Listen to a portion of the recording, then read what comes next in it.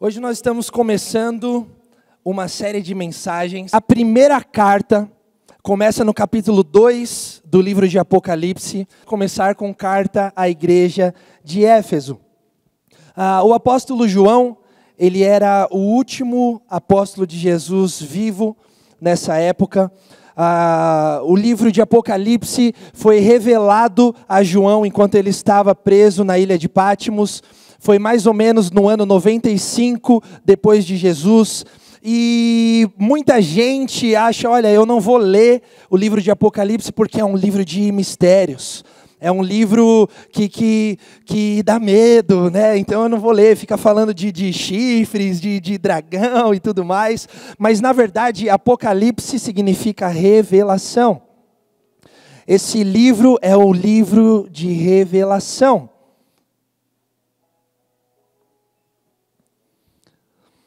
E a primeira carta começa no capítulo 2 do livro de Apocalipse, e ela é mandada à igreja em Éfeso. Éfeso era uma das cidades mais importantes na Ásia Menor, e essas 7 igrejas todas são da Ásia Menor. Eu ia até trazer um mapa, mas na semana que vem eu trago um mapinha para você ver. E hoje em dia seria mais ou menos aonde é a Turquia. Antigamente a Ásia Menor, 7 igrejas, e aí a primeira foi a igreja de Éfeso. Essa cidade era uma cidade grande, era uma cidade importante, era a cidade onde tinha o templo de Diana, era muito grande, glorioso e movia muitas coisas. Inclusive, a gente vai falar um pouco mais sobre isso, mas quem iniciou essa igreja foi o apóstolo Paulo. E quando ele sai de lá, ele sai porque, na verdade, tem até um nome, os caras que trabalhavam criando esculturas, eles estavam empobrecendo, porque o apóstolo Paulo estava pregando contra o templo de Diana, a Diana, outros deuses, e falando a respeito de Jesus, de Deus, e começou a prejudicar o mercado do rapaz que construía toda a venda que ele tinha, enfim. Paulo, ele vai embora por conta disso, mas grandes homens de Deus passaram por essa igreja. E às vezes nós pensamos, olha, se for a igreja de um pastor famoso, aí é uma igreja top, não vai ter problemas. Se for um pastor que tem muitos seguidores, né, no YouTube, no Instagram, agora verificado tanto faz, dá para pagar, né? Mas antes, o cara era verificado e tem milhares e milhares de seguidores, e é uma igreja gigante, é um grande homem de Deus.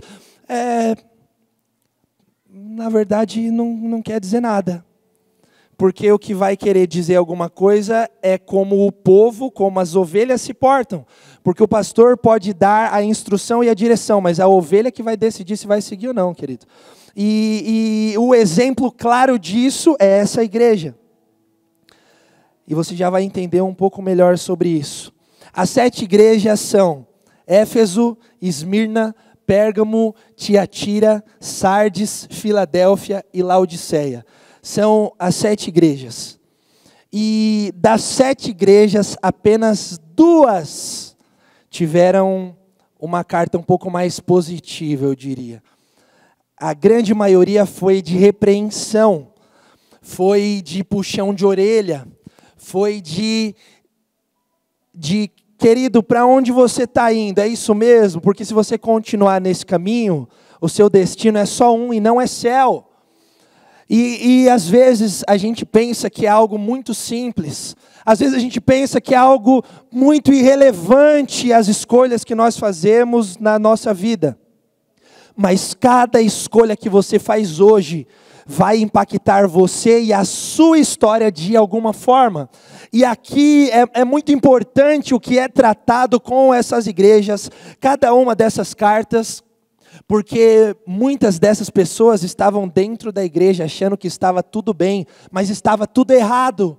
Muitas dessas pessoas, provavelmente elas continuariam sem mudar nada, porque estava tudo bem, estava na igreja, não faltava um culto, e até então tudo bem, porque aparentemente estava tudo certo, mas Jesus, ele ressalta pontos de destaque, porque às vezes aquilo que é verdade para mim não é verdade para o Senhor. Aquilo que eu enxergo com meus olhos e eu acho que é um caminho bom, talvez para Deus não seja um caminho bom. Então, com tudo isso, eu convido você a rever toda a sua vida, meu querido. E a gente fala muito, e eu acredito que para sempre eu vou falar disso, batendo nessa tecla. Porque o que mais nós vemos na igreja são ovelhas que não estão vendo o que é que estão fazendo. O que mais nós vemos na igreja são ovelhas que estão cegas. E o pastor conduz e elas vão por outro caminho. E o pastor direciona e elas fazem outra escolha. E o pastor dá a instrução e elas fazem de outra forma. Porque são ovelhas autossuficientes. São ovelhas que sabem bastante já. Não precisa ficar ouvindo tanta instrução assim, porque ela já sabe. Querido, esse era o pensamento dessa galera. E eu vou ler com você. Abre aí, por favor, sua Bíblia no livro de Apocalipse, capítulo 2, do versículo 1 ao 7.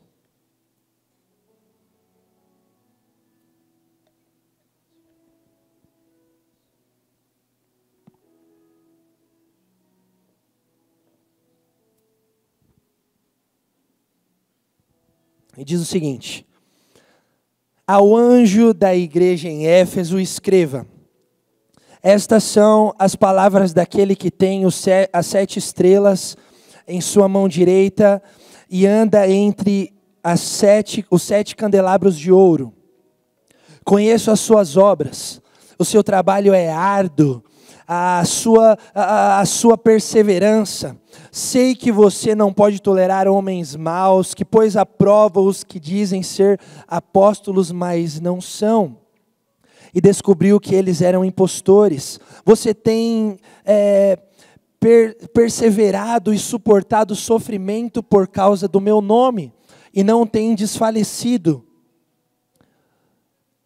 Uma pausa.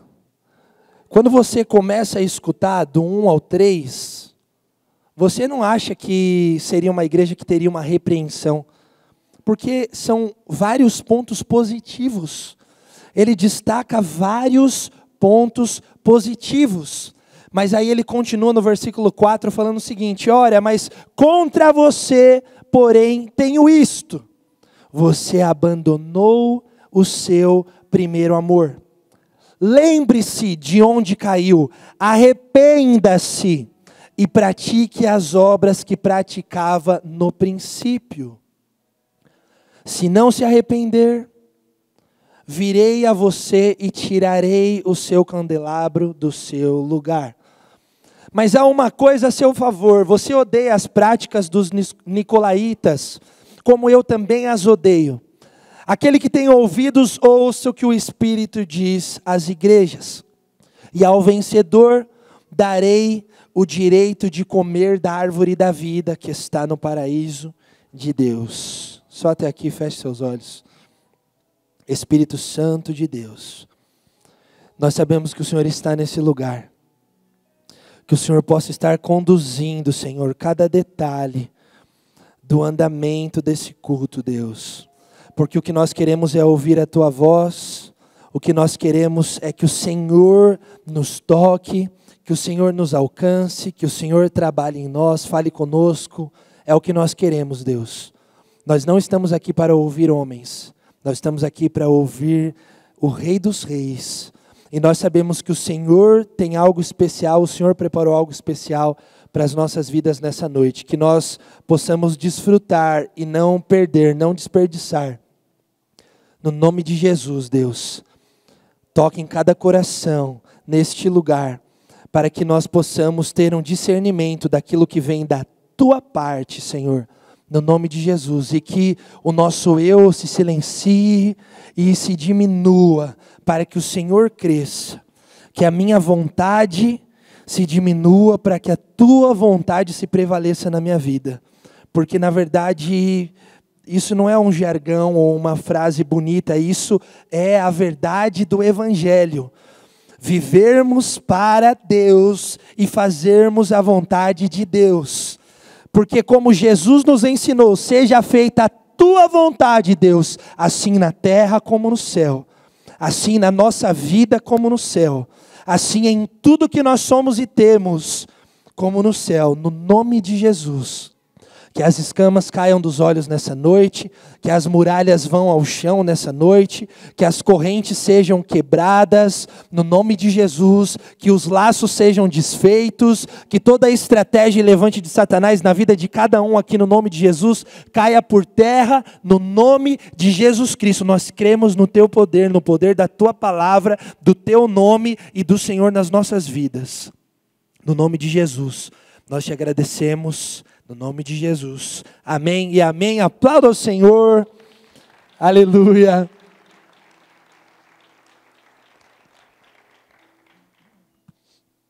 Eu quero te fazer uma pergunta. Você aceita algo quase bom?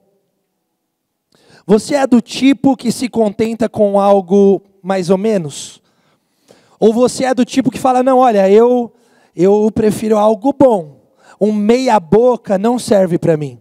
Isso daí você pode colocar em qualquer parâmetro que você quiser. Você é do tipo que aceita algo quase bom? Eu não. Né? Acredito que você também não. Né? Porque na verdade nós queremos o melhor, não é? Se você vai comprar um tênis... E eu falo assim, olha, tem um que está bom, está novo, e tem um que está furado. Qual você escolhe? Você escolhe o que está bom. Se você vai comprar uma camiseta, e eu falo, olha, essa daqui estava toda suja, ela já é velha, está rasgada, e essa aqui é nova. Ninguém nunca usou, está cheirando novinha. Qual você escolhe? Você vai escolher o melhor, não é?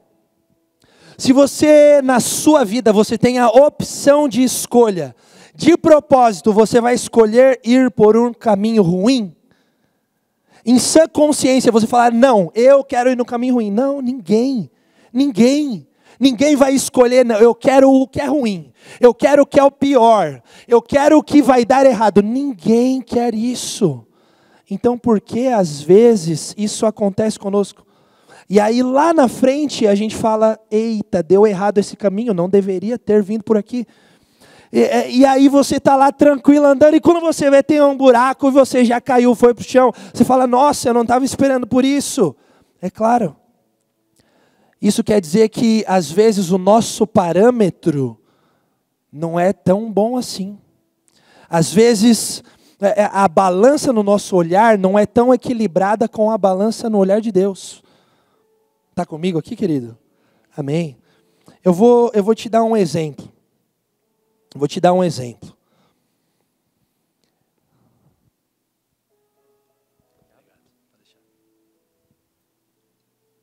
Eu vou te dar um exemplo muito simples.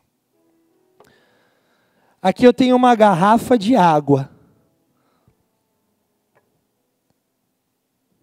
Tem até um sorrisinho aqui.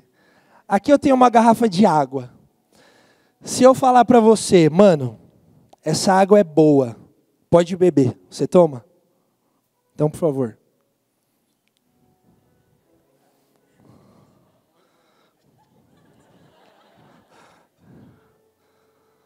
Tá boa a água? Boa, boa. Tá boa. Obrigado. Uma salva de palmas para o meu amigo aqui. Eu estava dando uma olhada em algumas coisas. Sabia que uma gota tem mais ou menos 0,5 ml de água? E uma garrafa de 1 litro tem 20 mil gotas de água? Muita diferença, né? Uma gota equivale a 0,5 ml de água. Muito, muito pouco. E uma garrafa de 1 litro tem aproximadamente 20 mil gotas de água. Isso aqui é muito bom. Né? A gente tem que tomar água, faz bem. Se você não tomar água, você tem que tomar água. Né? Só toma coca, depois vai ter pedra no rim e vai reclamar com Deus. Né? Faz sua parte aí, irmão.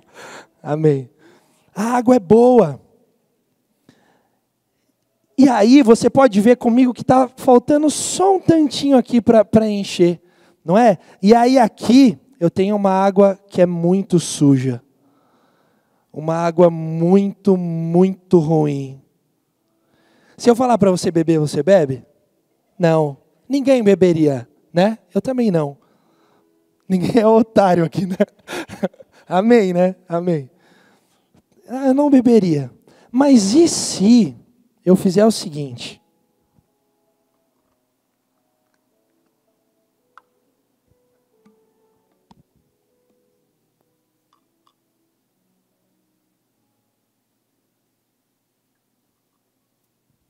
Caiu uma meia dúzia de gota aqui.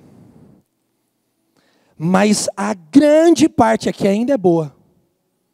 A maior parte dessa água ainda é boa. E tem todos os seus nutrientes. Tem tudo aquilo que faz bem. Caiu muito, muito, muito pouco de algo ruim ali dentro. A maior parte é boa. A maior parte é boa. Você tomaria de novo? Alguém aqui tomaria? Não, né? Porque algo quase bom não é bom, querido. Não importa se a maioria é positivo. Tem coisa negativa? Tem, então eu não quero. Olha, a 90%, 98% é incrível, mas 2% não presta. Alguém quer? Ninguém quer. Da mesma forma que ninguém quer algo quase bom, por que é que Deus tem que nos querer? A gente sendo todo meia boca nas coisas do Senhor. Se uma coisa tão simples como uma garrafa de água, a gente não aceita, por que é que algo que é tão pesado e relevante quanto as nossas vidas, Deus teria que nos aceitar enquanto nós não nos entregamos 100% para Ele? Faz sentido para você?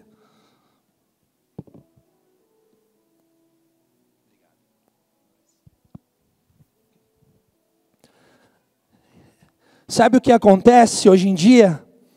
Nós temos um parâmetro muito sem vergonha para as coisas. Me desculpa o português bem claro. Você se dedica um pouco para Deus e acha que está bom. Você investe um pouco no reino e acha que está bom. Você vai escolher um caminho, você vai escolher um emprego, você vai escolher um namorado, você vai escolher uma namorada, você vai escolher um ministério, você vai escolher algo para a sua vida, e se tem um pouco bom, já está bom. Isso é um erro, isso é um engano. Isso é um engano. E sabe onde que eu vejo muito claro que isso é um engano? Eu vejo na igreja de Éfeso. Porque eles eram muito bons no que eles faziam. Eles eram muito bons. A maior parte era positiva relacionada a eles. A grande maioria das coisas que é citado em Apocalipse capítulo 2 é positivo. Eles eram bons, de verdade. Melhores em coisas que nem a gente é ainda. Eles eram bons. Mas o texto diz, contra você, porém, eu tenho isso. Você abandonou o primeiro amor. E isso nos leva a algo muito, muito importante. Porque o amor, querido, é tudo. O amor é tudo. Abandonou o amor, abandonou o que realmente importa. Abandonou o amor, abriu mão do que é mais importante. Se talvez eles pensassem, olha, isso equivale a 5%, 95% de mim está entregue a Deus, não serve de nada. Porque perdeu o que é o principal, perdeu o que é o mais importante, que é o amor. Em Mateus capítulo 22, versículo 37, Jesus diz o seguinte: ame o Senhor, o seu Deus, de todo, diga todo, de todo o seu coração, e de toda a sua alma, e de todo o seu entendimento. Este é o primeiro e maior mandamento. Ame a Deus acima de tudo, ame a Deus acima de todos. E o segundo é semelhante a isso: ame o seu próximo como a si mesmo. Desses dois mandamentos dependem toda a lei. Você percebe que algo pequeno tem um poder muito, muito grande. Se você perde o seu coração na caminhada cristã, você perdeu tudo. Se você perde o amor, você perdeu tudo. Não importa mais o que você faz. Não importa mais o que você faz muito bem feito. Não importa. Não importa se canta muito bem, não importa se toca muito bem, se opera muito bem, se serve, não importa o que faça na igreja, não importa o que faça para Deus. Perdeu o amor, não serve de nada. Perdeu tudo, perdeu tudo. Hoje em dia, tem um olhar na igreja que se você é um pouco mais culto, você é mais crente do que alguém. Né? Se você gosta um pouco mais de ler, você é melhor do que aquele que gosta um pouco menos de ler. Só que a Bíblia ela fala para mim que a letra ela mata. E olha que engraçado, porque Paulo, que era muito, muito, muito sábio, cresceu aos pés de Gamaliel, um dos maiores sábios da sua época. Ele cresceu, ele aprendeu, ele teve um encontro com Jesus, sua vida foi transformada, ele passou a ser aquele que perseguia para ser aquele que resgatava. Paulo inicia a igreja em Éfeso. Ele pastoreia essa igreja por mais ou menos 3 anos depois de ir embora. E as pessoas que ficam para cuidar desse lugar, para pastorear esse lugar, foram escolhidas por Paulo. Paulo escolheu.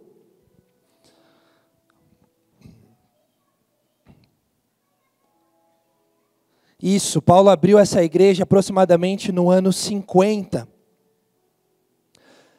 Então, eu posso combinar com você, eu posso concordar com você que eles conheciam muito bem, porque quem os instruiu era alguém que conhecia muito bem. Quem os ensinou era alguém que dominava muito bem para poder passar com propriedade os ensinamentos.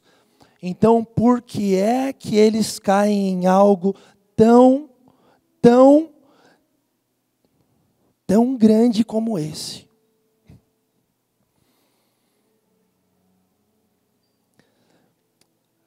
Eu gosto de pensar que nós temos que mergulhar na palavra de Deus. Tem que ler, querido. Leia livros, isso é ótimo. Leia a Bíblia, mais do que os livros. Leia, isso é bom, conhecimento. É maravilhoso. Bora, vamos lá.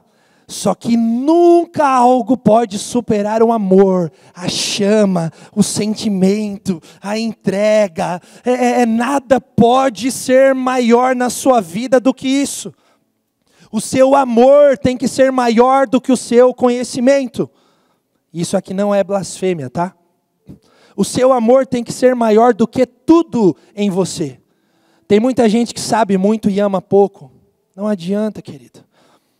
Saber da Bíblia é preciso para nós, mas também saber da Bíblia, o diabo sabe de capa a capa da Bíblia. Então algo tem que ser diferente em mim, e isso é o amor. Em 1 Coríntios capítulo 13, Paulo fala sobre amor.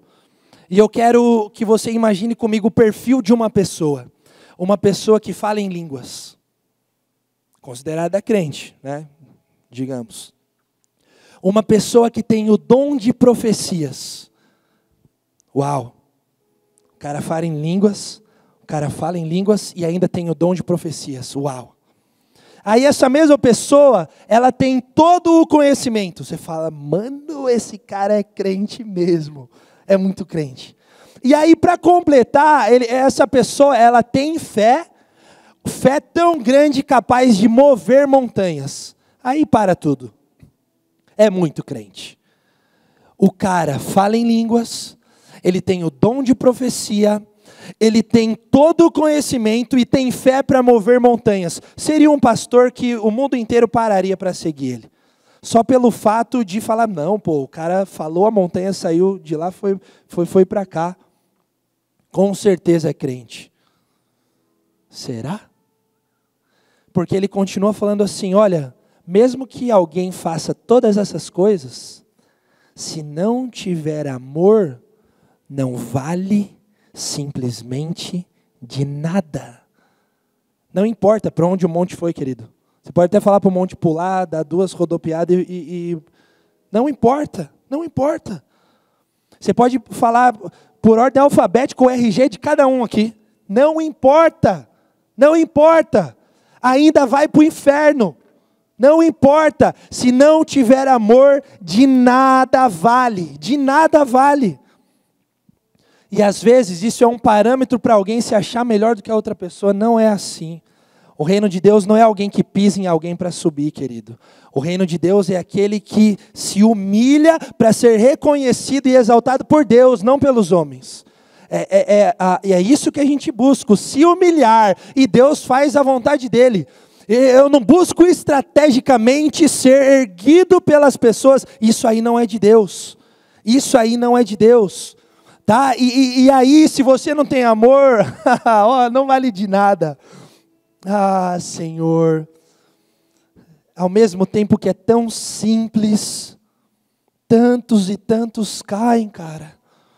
Ao mesmo tempo que eu estou falando, não tem nenhuma novidade aqui, você sabe de tudo que eu estou falando, mas mesmo assim a gente é levado por tantos ventos, por tantas vãs doutrinas. Deus, a gente precisa do teu olhar nas nossas vidas. Abre comigo, por favor, sua Bíblia no livro de Mateus, capítulo 7, versículo 15.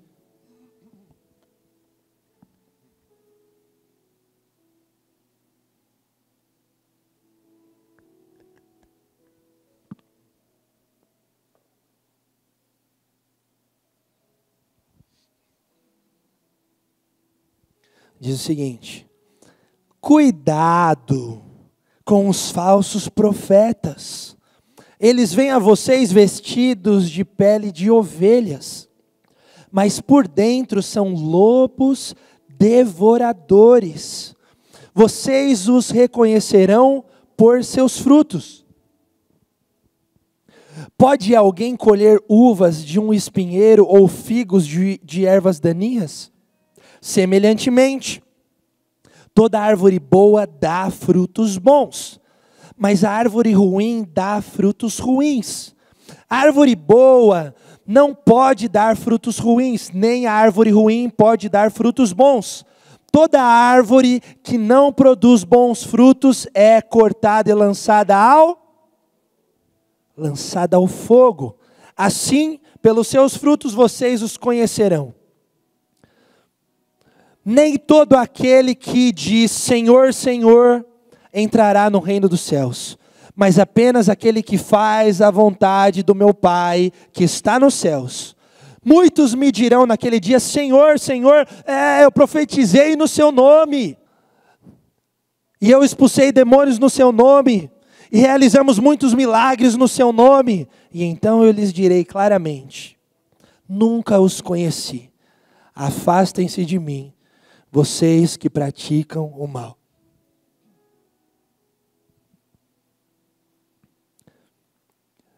A Bíblia, ela menciona alguém que é conduzido de uma forma muito simples. Alguém que qualquer coisa consegue induzir.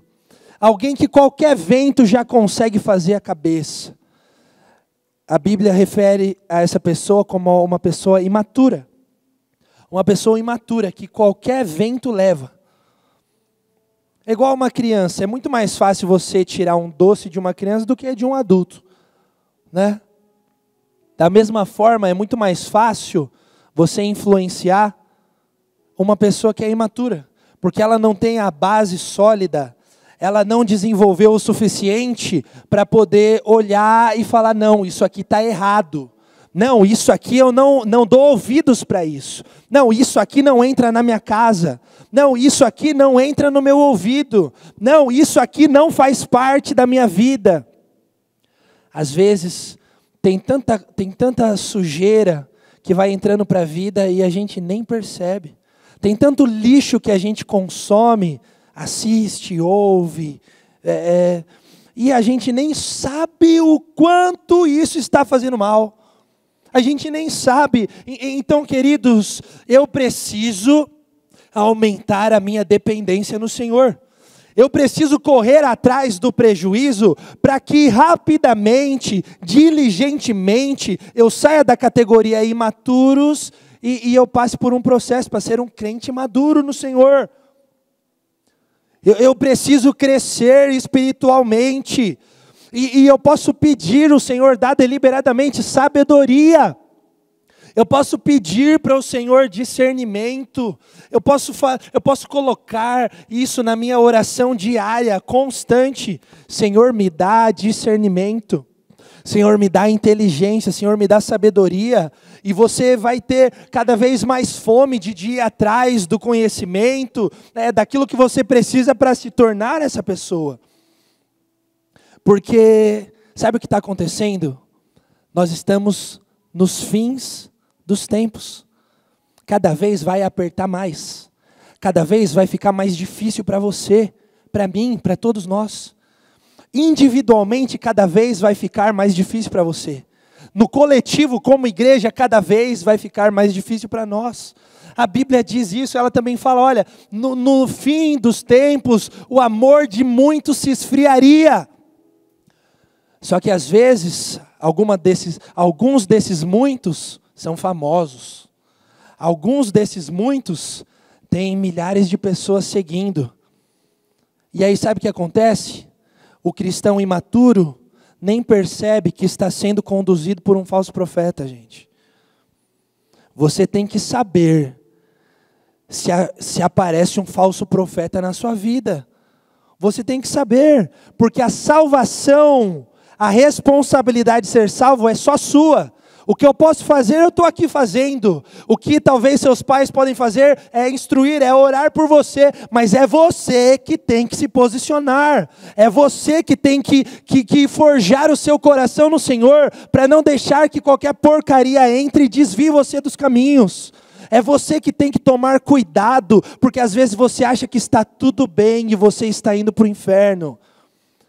É só você que pode ter a ciência disso dentro do seu coração.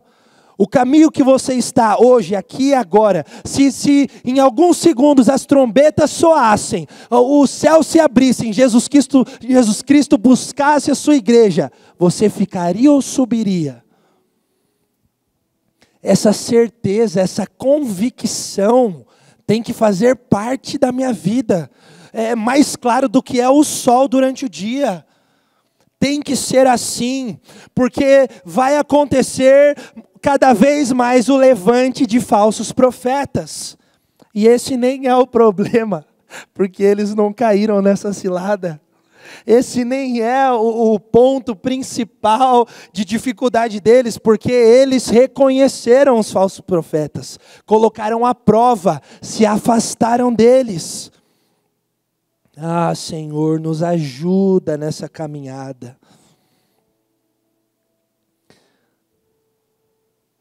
Ele fala depois o que tem a ver com isso, dos falsos profetas. Ele fala, olha, eu tenho ao seu favor, o versículo 6 ele fala, o que ele tem ao seu favor. Mas uma coisa tem ao seu favor, você odeia as práticas dos nicolaítas, como eu também as odeio. Acredita-se que isso era uma seita de algumas pessoas que procuravam difundir ensinamentos contrários ao Evangelho. Pessoas que tinham o objetivo de corromper as doutrinas da igreja. E Atos capítulo 6 menciona um diácono, Nicolau, que pregava um cristianismo que era liberal demais. Tem até um nome para isso, antinomianismo, uma graça excessiva demais. Ele pregava que você pode viver de qualquer jeito, porque a graça é muito graciosa, a graça é muito grande, e não importa o que você faça, tem a graça para te socorrer. Não importa a forma que você vive, tem a graça para te alcançar. Eles pregavam isso. Nico, dividindo a palavra em dois, Nicolaus. Nico significa conquistar e laus, pessoas. Olha que interessante. Mas no caso era conquistar pessoas para o erro, para um caminho contrário ao caminho que Jesus ensinou. Antigamente, lá no comecinho, você tinha os judeus que algo era muito, muito importante para eles, a circuncisão. Porque representava uma aliança com Deus. Então, eu sou circuncidado, tenho aliança com Deus. Não sou circuncidado, não tenho aliança com Deus. Então, era muito forte isso. E até mesmo Deus era rigoroso com isso.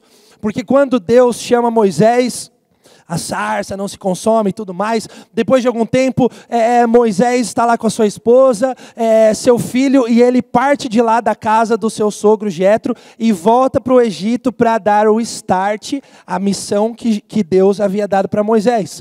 E no meio do caminho, numa determinada noite, Deus procura matar Moisés. Está escrito assim lá na Bíblia, porque ele não havia circuncidado seu filho.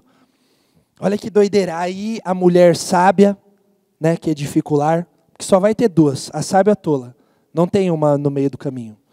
Ou é sábia, ou te leva para mais perto de Deus, ou é tola, te afasta dos caminhos do Senhor, querido.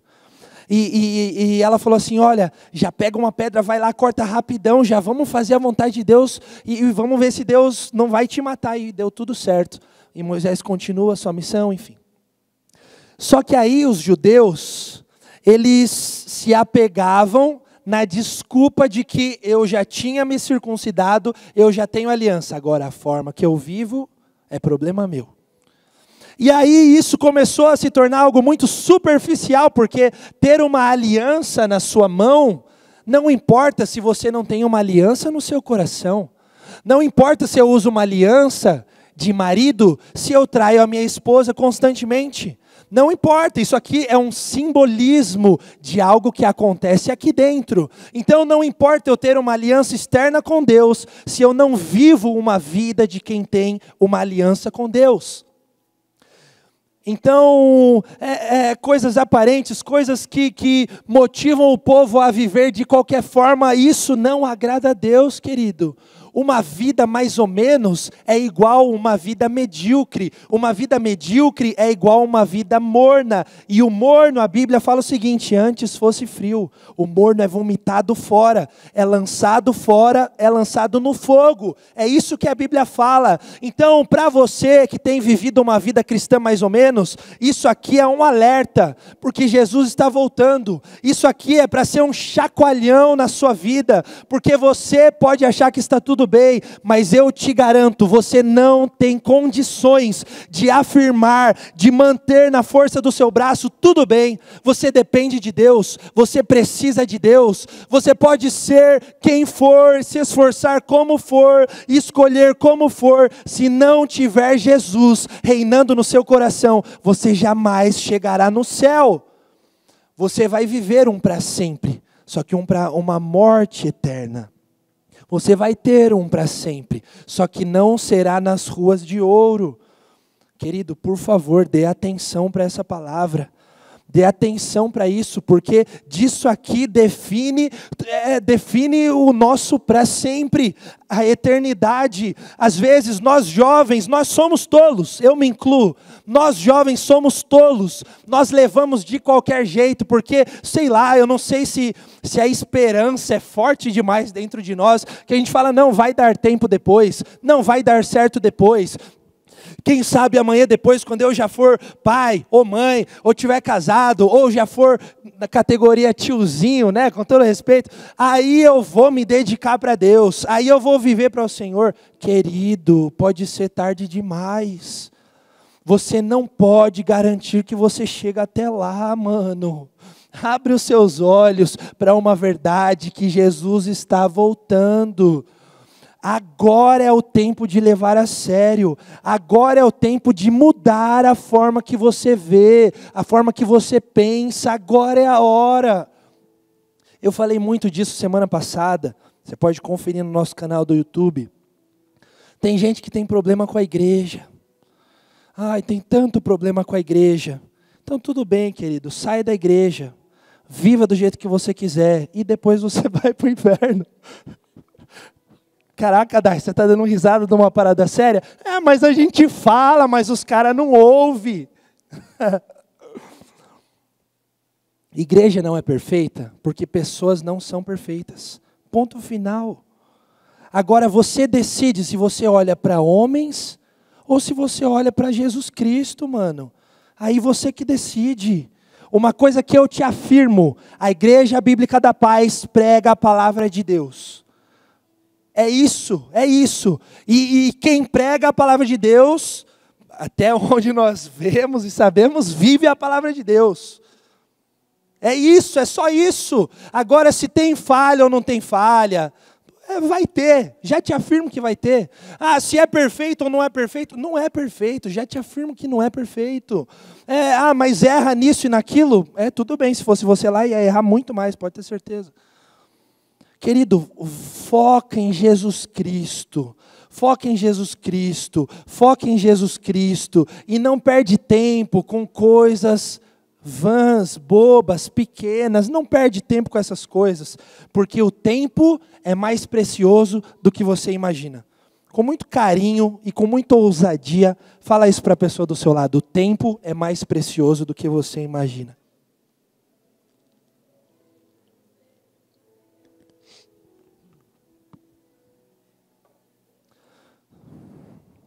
Finalizando. Hebreus capítulo 10, versículo 26, fala o seguinte: se continuarmos a pecar deliberadamente, depois que recebemos o conhecimento da verdade, já não resta sacrifício pelos pecados, mas tão somente uma terrível expectativa de juízo e de fogo intenso que consumirá os inimigos de Deus. Sabe o que esse texto de Hebreus está falando? A graça não é desculpa para pecar. Não tem um amor tão grande que seja desculpa para eu viver de qualquer jeito. Não tem uma aliança terrena que você faça que te dê permissão de levar a sua vida de qualquer maneira. Não existe. Ou eu pego firme ou eu não pego firme. Ou eu vivo para Deus ou eu não vivo para Deus. Ou eu obedeço às Escrituras ou eu não obedeço às Escrituras. Ou eu acredito na verdade que pode libertar minha vida ou eu não acredito. É simples assim e não tem meio termo, querido. Não tem meio termo. Não tem meio termo.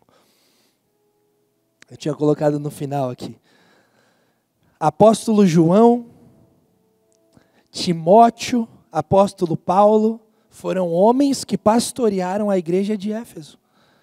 Foram grandes homens, e tem outros que mencionam também, outros voluntários de Paulo que serviram nessa igreja, lideraram essa igreja. Eu destaquei 3 grandes homens que lideraram aquela igreja, que pastorearam aquela igreja. E eles sabiam fazer as coisas muito bem feitas, mas perderam o amor. Quando ele fala que perdeu o amor, ele fala, se arrependa. Você abandonou o primeiro amor, então se lembre de onde você caiu, porque perder o amor, abandonar o amor é como cair. Então, sabe o que aconteceu com você? Você abandonou o primeiro amor. Se lembre de onde você caiu e se arrependa. Arrependimento é algo que gera uma mudança em mim. Eu me arrependo, então eu não quero mais isso. Eu me arrependo, então eu não faço mais isso. Eu me arrependo, então eu não vou mais por aqui. Isso gera uma mudança em mim. Então essa mudança é no sentido de, olha, eu reconheço que eu perdi o primeiro amor, eu preciso me lembrar onde eu caí e me arrepender. E voltar a praticar as obras que praticava no início. Às vezes, o começo da caminhada é mais fácil. Porque o começo da caminhada, você acabou de ouvir a voz de Deus. Está fresco, está vivo.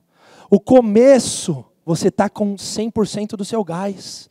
Você está a todo vapor. O começo é mais fácil, porque você está dando os primeiros passos. Quem é que se cansa nos primeiros 10 passos de uma corrida? Ninguém, nem o cara que não tem fôlego, não tem treinamento, não tem preparo algum, ninguém se cansa nos primeiros passos, no começo, sabe, isso aqui é verdade, só que no meio do caminho eu não tenho mais todo o fôlego, no meio do caminho eu não tenho mais todo o gás que eu tinha lá atrás, no meio do caminho, a voz que falou às vezes já está mais distante, a voz que me chamou está mais longe, e uma voz que eu ouvia nitidamente, claro, ela começa a ficar cada vez mais distante, até eu não ouvir mais nada. Só que na mesma proporção que essa voz diminui, outra voz cresce, que é a do meu próprio eu. Então, sabe o que acontece? A gente cansa de ver irmãos falando, não, Deus mandou eu vir por aqui, Deus falou que é a Joana, Deus falou que é o Benedito, e aí dura um mês e fala, não, isso aí foi a pior coisa da minha vida. Deus falou que não era isso que Ele tinha para mim. Querido, Deus não está maluco, Deus não está confuso, Deus não está indeciso. Eu e você temos que ser maduros o suficiente para falar, eu errei. Eu fui pelo caminho errado, disse sim errado, disse não errado, seja o que for. Eu dou um exemplo, mas joga para qualquer área da sua vida. O ser orgulhoso é do Satanás, querido. O ser humilde provém de Jesus. E eu preciso ser humilde para reconhecer que eu fui orgulhoso. Olha que doideira. Eu preciso ser humilde para reconhecer que eu estava errado. Eu preciso ser humilde para dar o braço a torcer. E antes de terminar, só uma menção que fala dos frutos. Ele fala dos frutos a respeito dos falsos profetas. Mas eu vou levantar uma categoria aqui também para você, dos falsos irmãos. Os falsos irmãos dentro da igreja. Como que você sabe se o irmão é de Deus ou não é de Deus? Você se aproxima um pouco mais, está perto, vai ser o exemplo toda hora, né? Você se aproxima um pouquinho mais e você vê os frutos. Porque a distância, a Bíblia fala isso. A distância, você pode ver uma árvore e falar, olha, aquela árvore é bonita. Aquela árvore é boa, ela está parecendo ser uma boa árvore. O que você tem que fazer? Você tem que se aproximar. E aí quando você se aproxima, você vai ver os frutos dessa árvore. E aí você vai ver se os frutos são bons ou ruins. Querido, é que eu vou me tornar repetitivo. Como que eu sei se alguém é fruto bom ou ruim? Árvore boa produz fruto bom. Árvore ruim produz fruto ruim. Não, o fruto é ruim, mas eu tenho certeza que a árvore é boa. Não se enganem. Se o fruto é ruim, a árvore é ruim, não são minhas palavras. É a verdade do Evangelho, a palavra de Deus, Criador do céu e da terra. Às vezes você fica na dúvida de um caminho, às vezes você fica na dúvida de uma pessoa, às vezes você fica na dúvida de tantas coisas. Nós somos cercados de escolhas. Eu vou para essa faculdade, eu não vou para essa faculdade. Eu entro nesse emprego, eu não entro nesse emprego. Eu paro para me dedicar em tal coisa, ou eu não paro. São muitas interrogações na vida do jovem. Eu avanço nisso, eu paro nisso, eu invisto naquilo. Eu preciso parar um pouco, silenciar o meu eu, prostrar a minha vida, render a minha vida diante de Deus e falar, Deus, qual é a sua vontade para mim? Porque eu quero isso, isso e isso. Mas o que o Senhor quer, Deus? Porque eu aprendi que eu tenho que querer a tua vontade. Esse é o bom caminho para mim. Essa é a receita para mim. Essa igreja mudou? A igreja em Éfeso, ela voltou para o primeiro amor? A gente vai saber quando Jesus buscar a igreja. E aí eles vão falar, oi, eu sou do Galpão, tudo bem? Eu sou da igreja de Éfeso. Então deu certo para você, que bom, vem cá. Glória a Deus pela sua vida. Cara. Agora esperamos, né? Esperamos chegar todos nós lá, né? Nome de Jesus. Isso aqui não é para colocar dúvida. Isso aqui é para gerar certeza. Isso aqui não é para trazer medo. Isso aqui é para trazer convicção. Tá? Isso aqui não é para aumentar a interrogação. Isso aqui é exclamação, querido. É certeza, é algo que é real, é certo, é verdade, é necessário para as nossas vidas. Olha para dentro de você. E eu finalizo com o texto, as palavras do Senhor. Aquele que tem ouvidos para ouvir, ouça o que o Espírito diz ao galpão nessa noite. Em nome de Jesus.